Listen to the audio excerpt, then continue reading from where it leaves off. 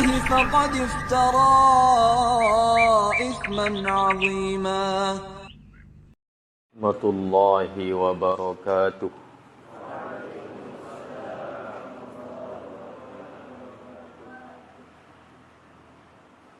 إن الحمد لله نحمده ونستعينه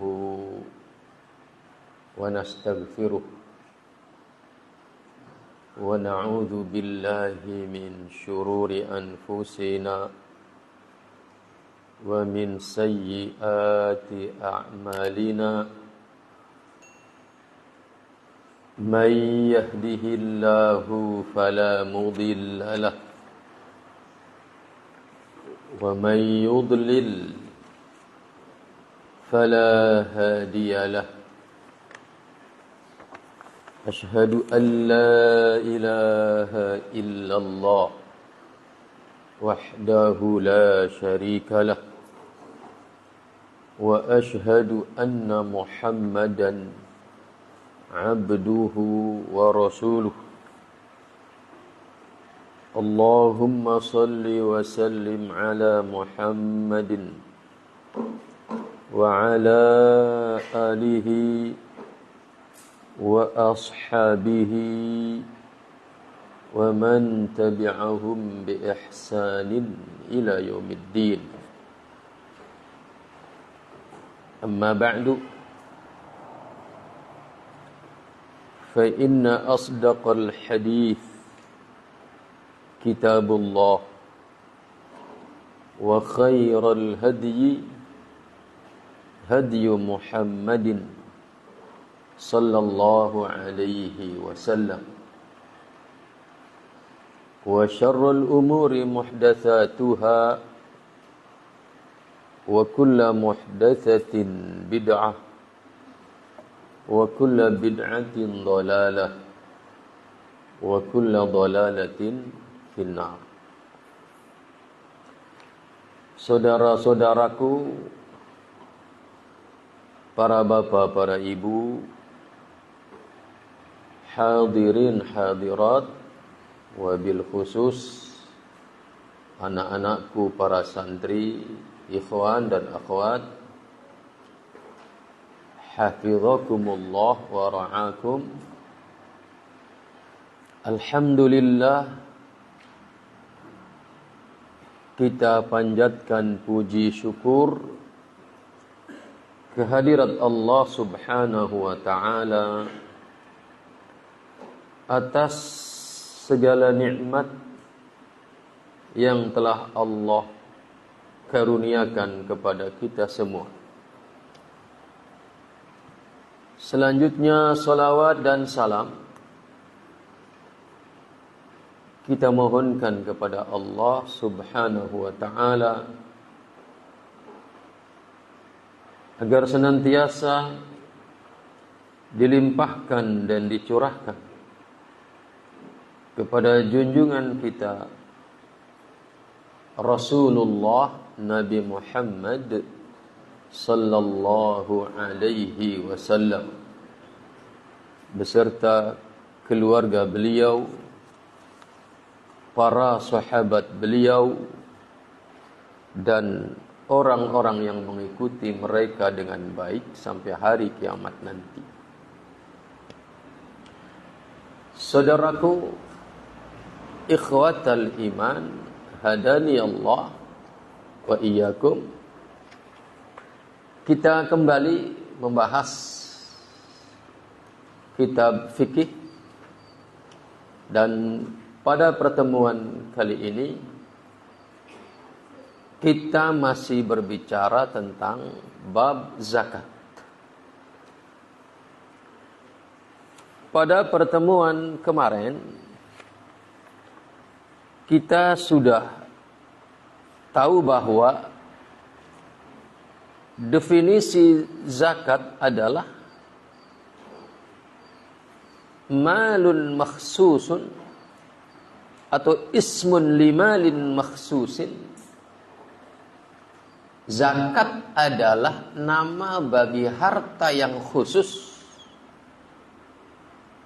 yu'khadhu min malin makhsus, yang diambil dari harta yang khusus tertentu, dan yusrafu li ta'ifatin makhsusah, dan disalurkan kepada kelompok tertentu. Saudaraku ikhwatal iman, hadani Allah wa iyyakum. Kemarin kita sudah membahas harta-harta maksus, harta-harta tertentu yang wajib zakat. Kemarin sudah kita bahas, dan hari ini yang akan kita bahas adalah nisabuz zuru'. Berapa nisabnya? Berapa nisabnya zakat hasil pertanian? Sebelum saya bacakan apa yang ditulis oleh para ulama tentang nisab dan berapa kadar zakatnya,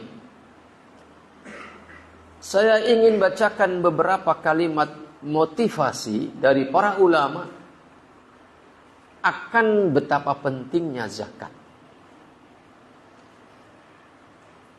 Yang pertama,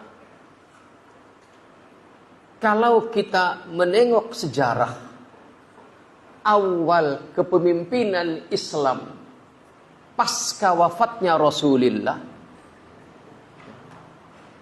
saat Rasulullah sallallahu alaihi wasallam wafat, maka didapuklah sahabat beliau yang mulia Abu Bakar As-Siddiq radhiyallahu anhu. Maka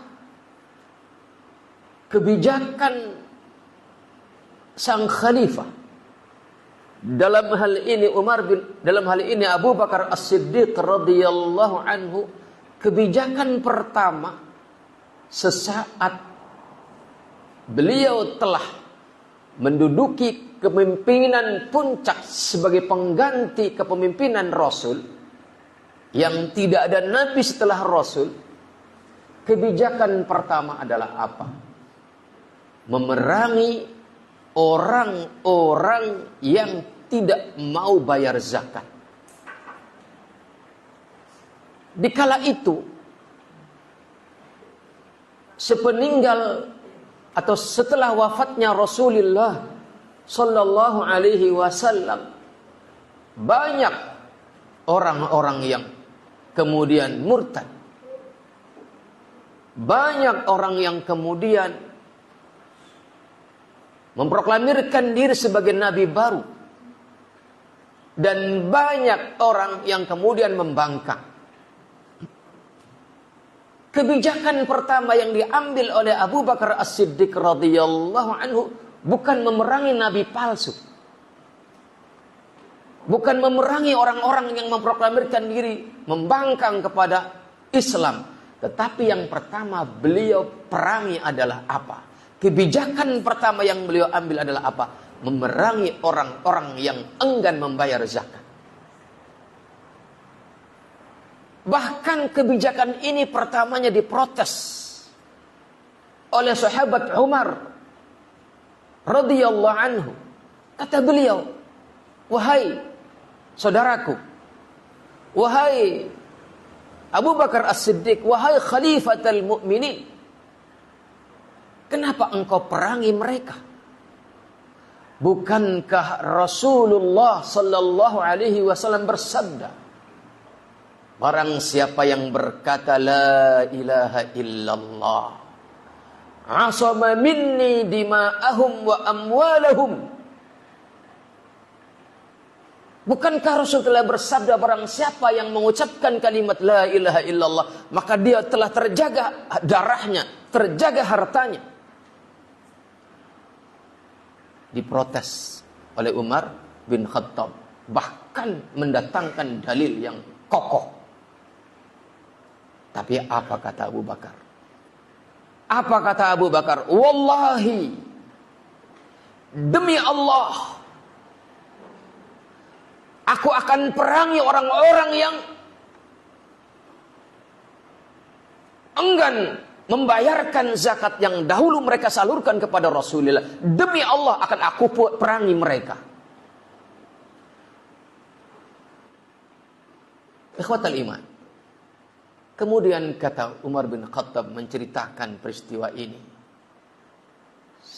Selang beberapa waktu kemudian kata beliau, Allah membukakan hati saya. Allah membukakan hati saya untuk menerima apa yang disebutkan oleh Abu Bakar As-Siddiq. Maka kemudian saya dan seluruh sahabat yang lain berdiri tegak mendukung kebijakan ini. Artinya, pemerintah berhak memerangi orang-orang yang tidak membayar zakat. Dan ini ijma'nya para sahabat Rasulullah sallallahu alaihi wasallam.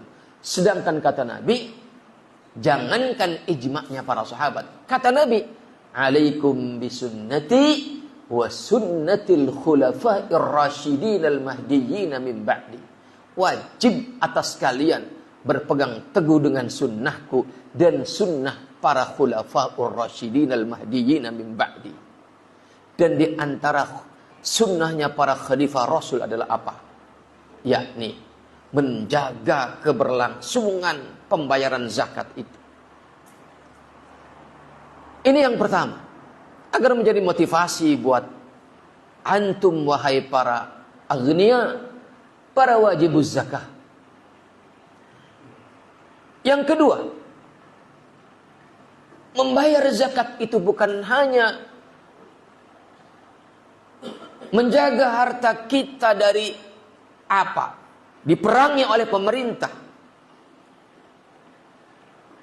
Tetapi juga bahwasanya dengan kita membayar zakat itu kita telah menjalankan perintah Allah dan Rasul-Nya.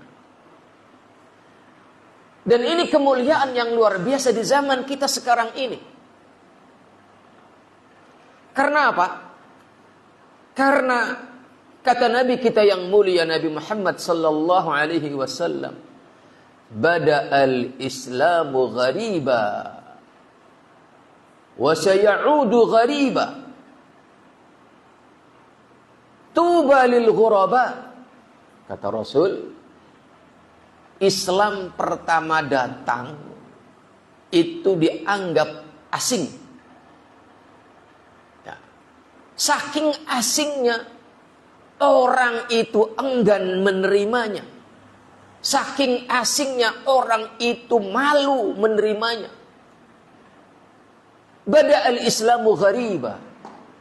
Dan kata Nabi, wa sayaudu ghariba, dan akan ada suatu waktu nanti kembali Islam dianggap asing. Dan kata Nabi, tuba lil ghuraba, di zaman itu, di zaman di mana Islam dianggap asing kembali, fatuba lil ghuraba, maka berbahagialah bagi orang-orang yang dianggap asing di kala itu karena keislamannya. Rasul ditanya, man humul ghuraba ya Rasulullah? Siapakah al-ghuraba itu wahai Rasulullah? Maka Nabi menerangkan al-ghuraba yang disebutkan oleh Rasul itu, belum menjelaskan, yaitu man ahya sunnati inda fasadi ummati. Ada banyak redaksi yang berbeda-beda yang meriwayatkan ini, tetapi intinya al-ghuraba itu adalah orang yang menghidupkan ajaran beliau dikala orang-orang sudah meninggalkannya. Dan hari ini betapa banyak orang meninggalkan ajaran Rasul yang bernama az-zakah. Kemudian antum tampil melakukan satu amalan yang sudah banyak ditinggalkan oleh orang-orang karena pelitnya, yaitu membayar zakat. Maka antum dikala itu adalah menjadi orang yang ghuraba. Ikhwatal iman. Kemudian juga dengan kita membayar zakat, itu artinya kita sama saja telah apa? Tahsinul mali wa hifdhuhu. Kita telah membentengi harta kita dan melakukan penjagaan dengan penjagaan yang kokoh. Dalam arti yang sebenar-benarnya. Harta yang kita simpan sebagai koleksi akan terjaga dengan penjagaan yang sebenar-benarnya kalau kita menunaikan zakat dengan benar. Dan harta yang akan menjadi milik kita sebenar-benar kepemilikan di akhirat nanti adalah harta yang kita bayarkan di jalan Allah. Dan di antara harta yang kita jalankan di jalan Allah itu adalah zakat. Maka kalau kita ingin harta yang kita miliki sebagai simpanan di rumah atau di rekening atau dimanapun terjaga dengan penjagaan yang hakiki, dengan penjagaan yang kokoh, maka tunaikanlah zakat. Dan kalau kita ingin membawa harta itu ke akhirat, maka tunaikanlah zakat. Karena kata sebuah hadis, hassinu amwalakum bizzakah. Hassinu, bentengi, amwalakum, harta-harta kalian, bizzakati, dengan zakat. Artinya saudaraku ikhwatal iman, hadani Allah wa iyyakum. Ketika kita mengabaikan zakat, ketika kita tidak membayar zakat, itu artinya kita sedang menjadikan harta kita memiliki potensi besar untuk musnah. Ya. Banyak cara Allah memusnahkan harta kita. Banyak cara. Dan antum faham tentang itu. Ikhwatal iman, hadani Allah wa iyyakum. Juga dengan zakat atau dengan sedekah, dan setinggi-tinggi sedekah yang wajib itu adalah zakat. Maka itu artinya barang siapa yang konsisten, barang siapa yang penuh istiqamah menunaikan zakat, maka dia telah tergolong sebagai orang yang mendapatkan berita dari Rasul. Kata Rasul, dawau maraddakum bis sadaqah. Obatilah orang-orang sakitmu, obatilah orang-orang sakit kalian. Apakah kalian sendiri? Apakah orang tua kalian? Apakah anak-anak kalian? Apakah siapapunkah orang-orang yang kalian menginginkan kesembuhan baginya dari berbagai macam penyakit? Maka kata Nabi, dawau, obati orang-orang sakit di antara kalian dengan sedekah. Apapun penyakitnya. Apapun penyakitnya.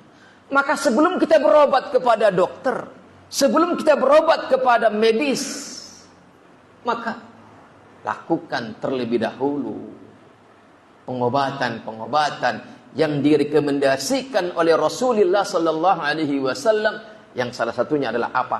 Istiqamah. Menjadi orang yang dermawan dengan zakat.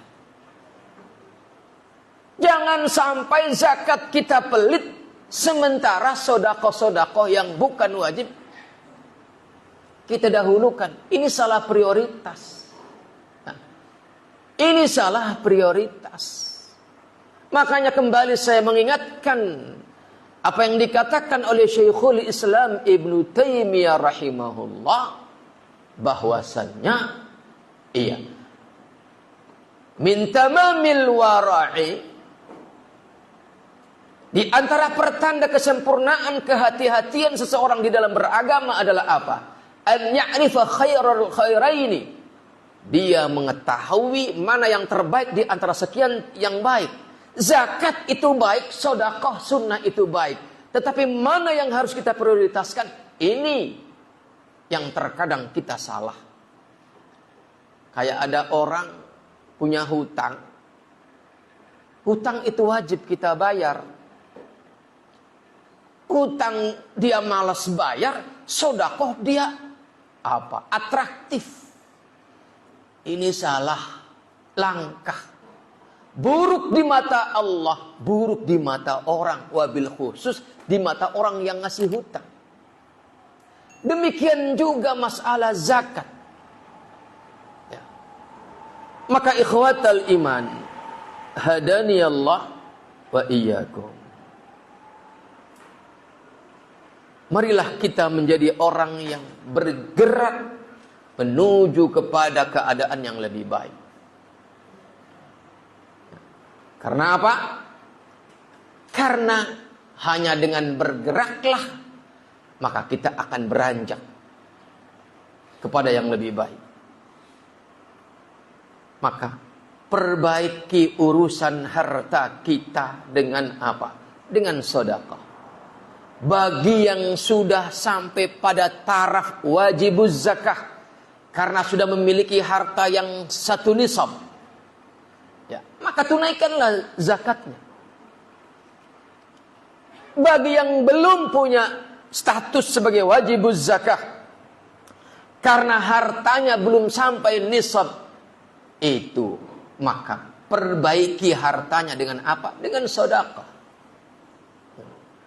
Karena kata Nabi, hassinu amwalakum bizzakah, dan dalam riwayat yang lain, hassinu amwalakum bissadaqah. Bentengi harta-harta kalian dengan sedekah. Bentengi harta-harta kalian dengan zakat. Saudaraku, ikhwatal iman, hadani Allah wa iyyakum. Karena dengan sedekah atau dengan zakat, maka itu artinya kita sedang mengembangkan harta kita. Karena kata Allah Subhanahu wa taala, "Khudh min amwalihim shadaqatan tutahhiruhum wa tuzakkihim biha." Kata Allah, wahai Muhammad, ambil dari sebagian harta mereka sebagai sedekah. Sedekah wajib itu adalah zakat dan atau sedekah yang di bawahnya. Untuk apa zakat itu?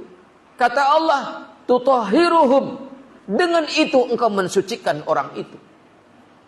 Hartanya menjadi suci dari harta yang kotor dan haram.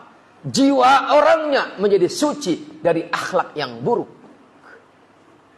Karena keburukan akhlak yang lain, ya, keburukan akhlak-akhlak yang lain itu sebenarnya sumbernya adalah dari apa? Keburukan kita dalam perkara harta. Orang kalau sudah pelit dengan harta, orang kalau sudah pelit dengan urusan dunia, maka dia akan pertama menjadi apa? Bakhil. Kemudian tamak. Dan bahkan kemudian dia akan menjadi apa? Rakus.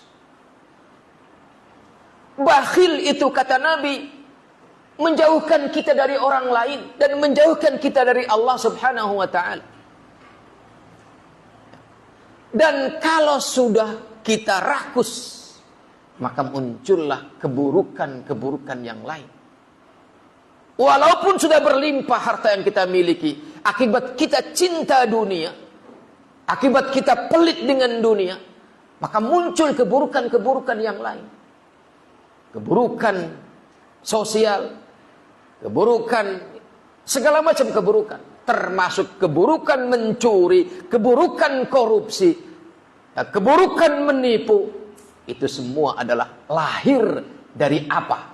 Buruknya kita dalam bentuk keburukan apa? Pelit dari harta. Maka kata Allah, khudh min amwalihim shadaqatan tutahhiruhum. Dengan itu engkau mensucikan mereka. Tidak hanya suci hartanya dari harta yang kotor dan haram, bahkan si pemilik harta itu akan suci dari keburukan-keburukan. Karena keburukan akhlak apapun bermula dari buruknya kita terhadap harta. Itulah maka kata para ulama, di antaranya Syekh Abu Islama, murid daripada Syekh Albani, di dalam kitabnya beliau Fafirru ilallah, beliau mengatakan, kenapa Allah mengatakan wala tattabi'u khutuwatis syaitan? Janganlah kalian mengikuti khutuwat, langkah-langkah kecil syaitan. Beliau ketika menjelaskan ayat ini, langkah kecil syaitan untuk menggiring kita kepada keburukan yang lebih besar, langkah kecil itu bernama apa? Yaitu cinta dunia, pelit dengan harta. Sehingga kemudian apa? Dia membisikkan kepada kita ketakutan akan kebangkrutan dalam urusan harta dunia. Maka ikhwatal iman, kata Allah, khudh min amwalihim shadaqatan tutahhiruhum. Bahkan kata Allah, wa tuzakkihim biha. Dan dengan sedekah itu kamu artinya membantu mereka para wajibuz zakah untuk apa? Tazkiyatu amwalihim wa tuzakkihim biha. Sebagian ulama mengartikan sebagai mensucikan, padahal tadi sudah dijelaskan tutahhiruhum. Artinya ini maka tuzakkihim di sini adalah artinya apa? Wa tunammihim biha. Annama mengembangbiakan. Ketika ada satu institusi yang sah secara resmi, berbadan hukum, ditetapkan oleh negara, untuk kemudian diberi kewenangan untuk mengambil zakat kita, itu sesungguhnya adalah institusi yang sedang membantu kita untuk mengembangbiakan harta kita. Wa tuzakkihim biha, kata Allah. Maka artinya berarti kebakhilan itu justru akan menggiring kita kepada kebangkrutan dan kemiskinan. Maka wahai kalian para anak-anakku, para santri, ikhwan dan akhwat, belajarlah dari sekarang, jangan menjadi orang yang bakhil. Betul kalian belum wajibuz zakah karena tidak ada harta pada kalian. Kalaupun ada harta pada kalian, belum nisab, belum cukup kadarnya. Tetapi paling tidak kamu bisa berbagi dengan sebagian harta kecil kalian. Karena dengan begitu kalian sedang menata diri menjadi orang yang makmur di masa depan. Khudh min amwalihim shadaqatan. Sedekah. Yang dengan itu tutahhiruhum. Kalian akan jadi suci. Wa tuzakkihim biha. Dan dengan begitu kalian sedang mengembangbiakan harta kalian. Maka bisa dilihat siapa calon-calon orang kaya di antara kalian, wahai anak-anakku para santri. Siapa di antara kalian yang akan jadi orang kaya di masa depan? Bisa dilihat hari ini bagaimana kalian mengelola harta kalian. Apakah kalian bakhil, pelit, ataukah kalian dermawan? Maka bisa kebaca siapa kalian di masa yang akan datang. Tidak melihat sekaya apa orang tua kalian, tidak. Tidak melihat semiskin apa orang tua kalian, tidak. Tetapi seberapa dermawanmu tanpa memusnahkan hartamu, seberapa baikmu dengan kawan-kawanmu, maka kalian, disitulah siapa kalian di masa yang akan datang dalam urusan dunia. Saudaraku, ikhwatal iman, hadani Allah wa iyyakum. Bahkan ada satu hadis yang masyhur, hadis yang berulang-ulang lewat di telinga kita, bahwasanya iya, as-shadaqatu tadfa'ul bala. Makanya kata Nabi, sedekah itu adalah menolak bala. Dan kata Nabi, bakiru bis sedekah, bakiru bergegaslah. Ya. Bis sedekati dengan sedekah. Fa innal balaa la yatakhattaha. Karena bala bencana tidak akan bisa menembus benteng yang bernama sedekah itu. Maka bentengi diri kita, bentengi diri kalian wahai para anakku, karena aku menginginkan kebaikan buat kalian hari ini terlebih di masa depan. Maka bentengi kalian dengan apa? Jadi anak yang dermawan. Jangan bakhil, apalagi rakus. Karena apa? Kata Nabi, as-shadaqatu tadfa'ul bala. Sedekah itu menolak bala. Dan kata Nabi, bakiru bis sedekah, bergegaslah. Makanya kata Nabi, tidaklah suatu pagi itu menyongsong kecuali dua malaikat itu memberikan apa? Respon terhadap orang yang apa? Bersedekah di pagi itu, maka dia berdoa dengan doa yang baik. Agar apa? Hartanya dikembangbiakkan, diberi ganti yang lebih baik. Tetapi sebaliknya terhadap orang yang pelit di hari itu, maka malaikat mendoakan kebangkrutan. Na'udzubillahi min dzalik. Saudaraku ikhwatal iman, hadani Allah wa iyyakum. Maka banyak sekali motivasi-motivasi dari para ulama agar kita istiqamah menjadi orang yang dermawan. Karena apa? Tadi induk segala keburukan akhlak manusia itu adalah bermula dari apa? Pelitnya mereka terhadap harta.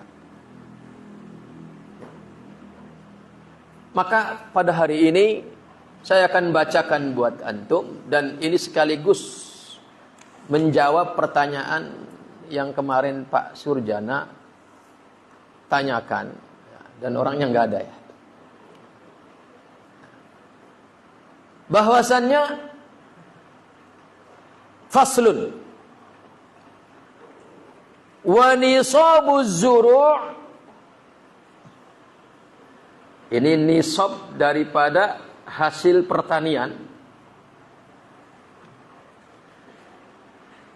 Wa nisabuz zuru'i wath-thimar atau wath-thamar khamsatu awsuqin.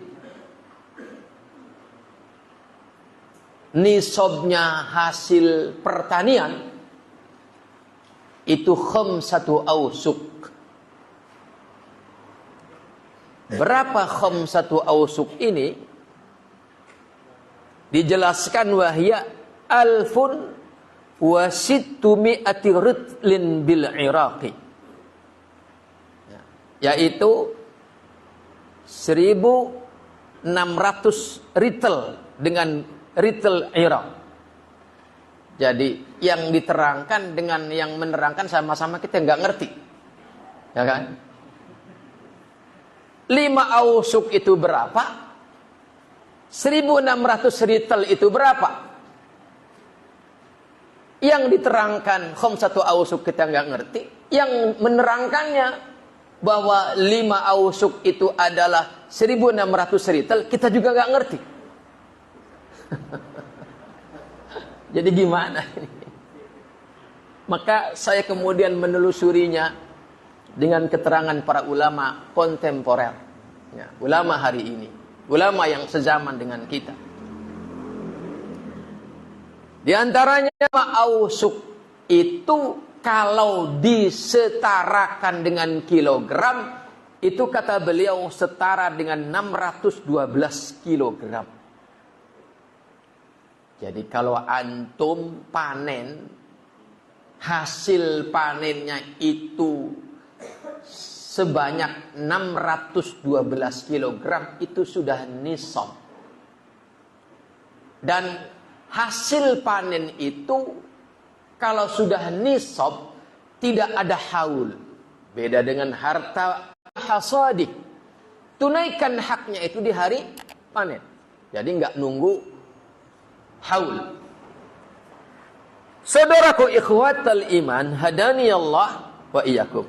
Jadi itu nisab hasil panen itu adalah kalau dikilogramkan setara dengan 612 kilogram. Ya berarti kalau dapat 1 ton, ya apalagi, ya kan? Ya. Sekarang selanjutnya kata musannifu hadzal kitab.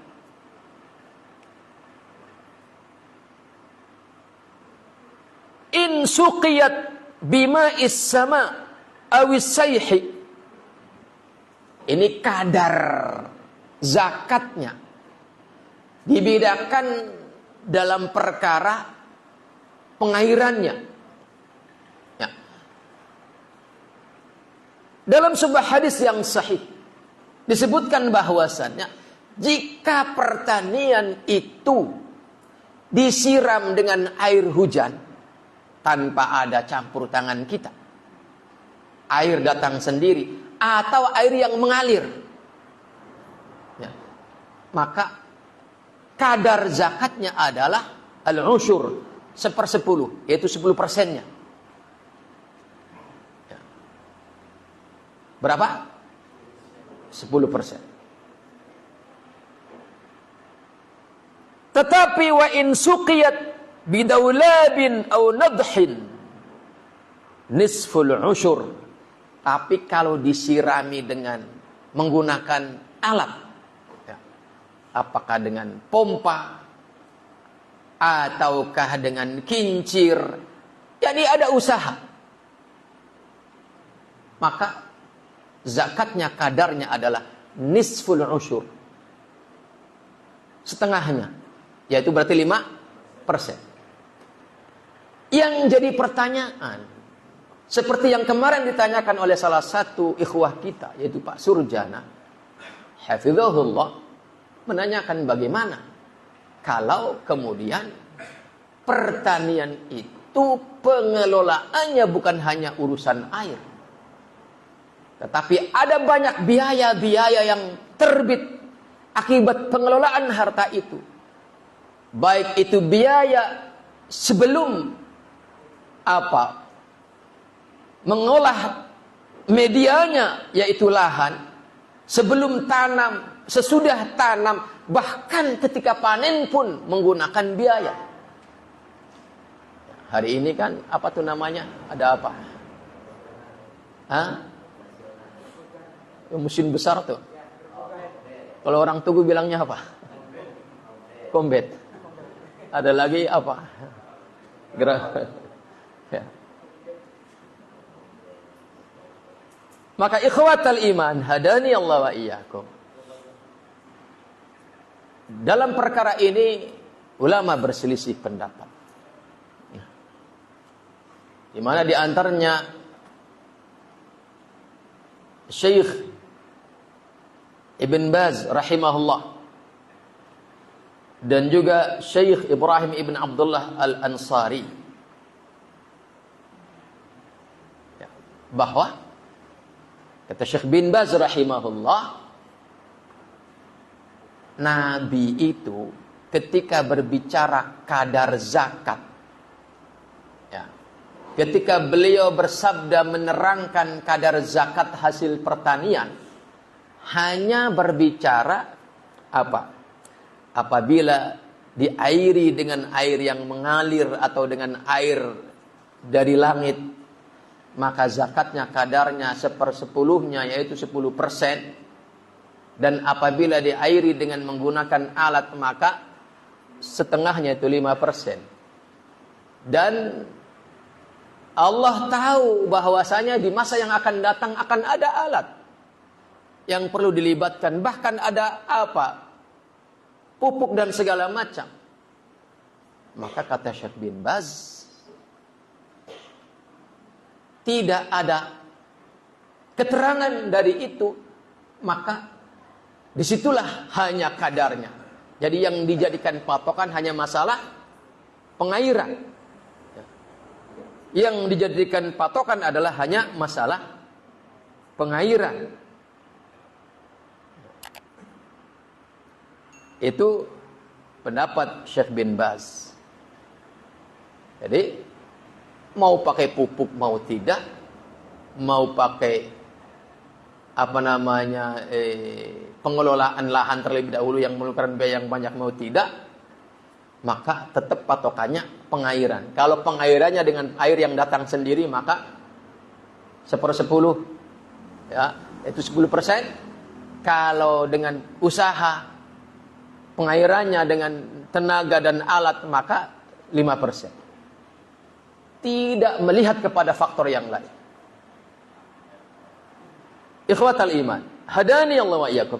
Bahkan Syekh Ibrahim ibn Abdullah al-Ansari mengatakan itu adalah kesepakatan 4 imam madhab. Abu Hanifah, Imam Malik, Imam Abu Hanifah, Imam Malik, Imam Syafi'i, Imam Ahmad ibn Hanbal rahimahumullah. Tetapi Masya Allah, ya, bahwasannya semua itu tadi adalah merujuk kepada hadis Rasulullah sallallahu alaihi wasallam, yaitu fima suqiyat bis sama atau fima saqatis sama wal uyun al ushur wa fima suqiya bin nadhi nisful ushur. Rawahul Bukhari. Artinya berarti mereka hanya melihat kepada zahir hadis ini. Maka ketika saya mencoba menelusuri pendapat-pendapat yang lain, saya temukan pendapatnya Al-Imam Ibnu Hazm yang mengutip perkataan Abdullah ibn Umar radhiyallahu anhuma, dan juga mengutip perkataan Abdullah ibn Abbas radhiyallahu anhuma yang dinukil oleh Al-Imam Atha ibn Yasar dari ulama tabi'in, bahwasannya, ya, kedua salaf ini atau kedua sahabat Rasul yang mulia ini mengatakan bahwasannya zakat itu takunu ala ma baqiya ba'da istiqta'i at-takalif. Ya.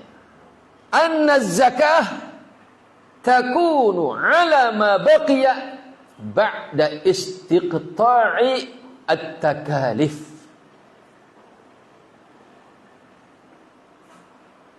Zakat itu adalah kewajiban setelah kita membayar biaya-biaya, apalagi adalah biaya itu dari hutang. Ya. Maka dari sini kemudian saya memotret pendapat para ulama tentang masalah ini, yaitu pertanian yang dikelola dengan biaya-biaya, bukan hanya biaya pengairan, bahkan biaya penggemburan tanah, biaya pupuk, biaya penyubur, dan biaya pengusir hama, yang biayanya bahkan lebih besar daripada biaya air. Walaupun air itu harus dengan biaya. Maka saya memotret dari rangkaian pendapat para ulama ini adalah bahwa orang-orang yang mengelola pertanian ini berarti paling tidak ada beberapa tipe. Yaitu yang pertama, hanya mengandalkan air, sisanya tidak ada obat, tidak ada apa. Seperti tanaman-tanaman tertentu, ya. yang tidak butuh pupuk, yang tidak butuh apapun, ya, hanya mengandalkan air, maka jika tipe ini tadi selesai perkaranya, ijma'ul ulama, maka zakatnya adalah 10%. Yang kedua, jika tipe tanamannya seperti itu, tetapi airnya didatangkan dengan usaha, maka zakatnya 5%. Sedangkan kalau ada tipe pertanian yang memerlukan biaya tambahan yang sangat besar, maka dalam rangka kehati-hatian, saya memotret di sini ada tipe 2 kelompok pada model yang 3 ini. Kalau orang itu di dalam mendatangkan biaya-biaya tambahan itu adalah memang kemandirian hartanya, bukan dari hasil hutang, maka untuk kehati-hatian kita kembali kepada pendapat yang pertama tadi. Tapi kalau ya, orang itu adalah hanya orang kelas bawah yang ingin mulai beranjak memperbaiki ekonomi dengan memiliki harta yang sangat sederhana, dan kalau mau membeli pupuk dan segala macam harus hutang dulu, maka kewajiban dia adalah bukan zakat, tetapi kewajiban dia adalah membayar hutang. Karena zakat itu adalah kewajiban bontot. Ya. Kewajiban pertama adalah bayar hutang. Kewajiban pertama adalah bayar hutang. Maka ikhwatal iman, hadani Allah wa iyyakum, bagi kita kembali kepada pribadi kita masing-masing, kaitannya dengan hubungan kita dengan harta. Di mana kata Allah, wala yahsabanna alladhina yabkhaluna bima atahumullahu min fadlihi wa khairan lahum bal huwa syarrul lahum. Ini yang harus kita jadikan apa? Garis pengaman kita di dalam membangun hubungan kita dengan harta-harta kita. Kata Allah, dan janganlah orang yang bakhil terhadap apa yang sudah Allah berikan berupa karunia-Nya. Jangan mengira kebakhilan itu adalah baik bagi mereka. Bal syarrul lahum, bahkan kebakhilan itu adalah buruk. Dan di dalam ayat yang lain Allah berfirman, wa ma anfaqtum min syai'in, dan apapun yang kalian infakkan dari sesuatu yang kalian infakkan itu, fahuwa, maka Allah itu yukhlifu, Allah akan menggantinya, wa huwa khairur raziqin, dan Allah itu adalah sebaik-baik pemberi rizki.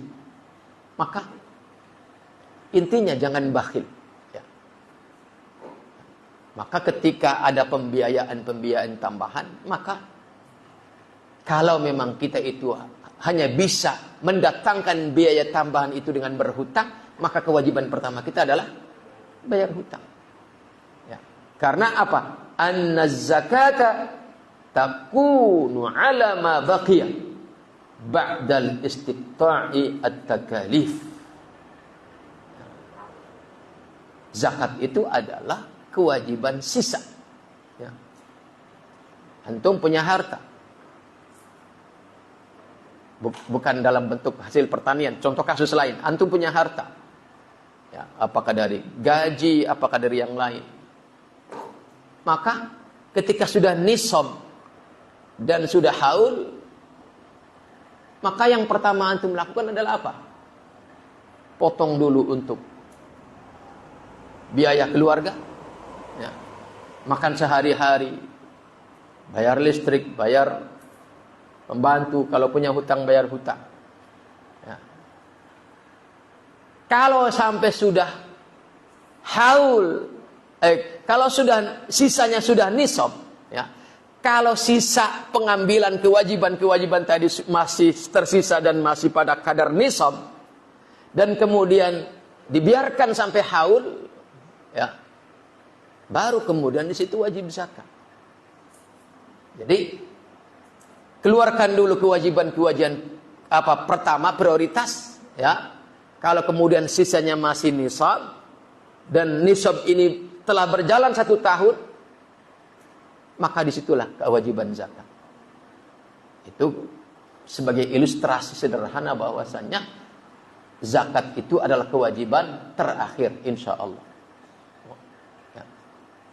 Maka demikian juga dalam hasil pertanian. Walaupun tidak ada haul dalam hasil pertanian, tetapi hanya nisab, tetapi apakah nisab ini masih utuh setelah kita tunaikan kewajiban-kewajiban utama ataukah tidak?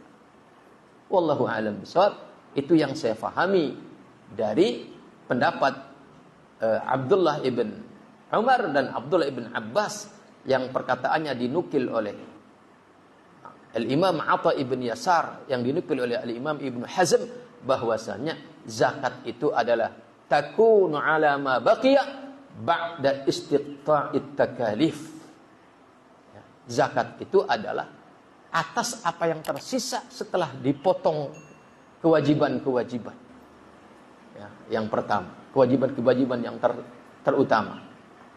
Dan kemudian ulama juga menjelaskan bagaimana kalau pengairannya sekali waktu dengan air hujan datang sendiri atau aliran air yang datang sendiri dari mata air, dan sekali waktu dengan menggunakan alat. Maka dalam kasus ini para ulama menjelaskan kalau demikian keadaannya maka ditimbang, kata mereka, mana yang lebih aghlab, mana yang lebih mayoritas. Kalau mayoritasnya adalah datang sendiri, maka kembali kepada 1/10, yaitu 10%. Tapi kalau yang mayoritas adalah menggunakan alat, menggunakan usaha yang keras, maka 5%. Kalau 50-50, maka kata para ulama, kadar zakatnya adalah 75%, yakni 7,5, ya. Bukan 10%, bukan 5%, tetapi 7,5. Wallahu a'lam bishawab. Semoga kita dikaruniai oleh Allah Subhanahu wa taala menjadi orang yang tidak bakhil. Semoga kita dikaruniai oleh Allah Subhanahu wa taala menjadi orang yang dermawan, dan semoga kita beranjak dengan kehendak Allah, beranjak menjadi orang yang terjaga hartanya, terjaga jiwanya, terjaga kebersihannya karena menjadi orang yang dermawan. Dan semoga kita semua beranjak tidak hanya menjadi orang yang dermawan dalam arti sederhana, tetapi kita dermawan karena memang kita beranjak menjadi wajibuz zakah. Karena tidaklah orang itu berada pada posisi wajibuz zakah kecuali artinya dia telah makmur dengan harta. Amin ya rabbal alamin. Semoga Allah mengabulkan doa kita di majlis yang memang ini adalah majlis ilmu, majlis yang dinaungi oleh Allah. Bahkan para malaikat pun ikut menaungi kita dengan perintah Allah Subhanahu wa taala. Amin ya rabbal alamin. Assalamualaikum warahmatullahi wabarakatuh.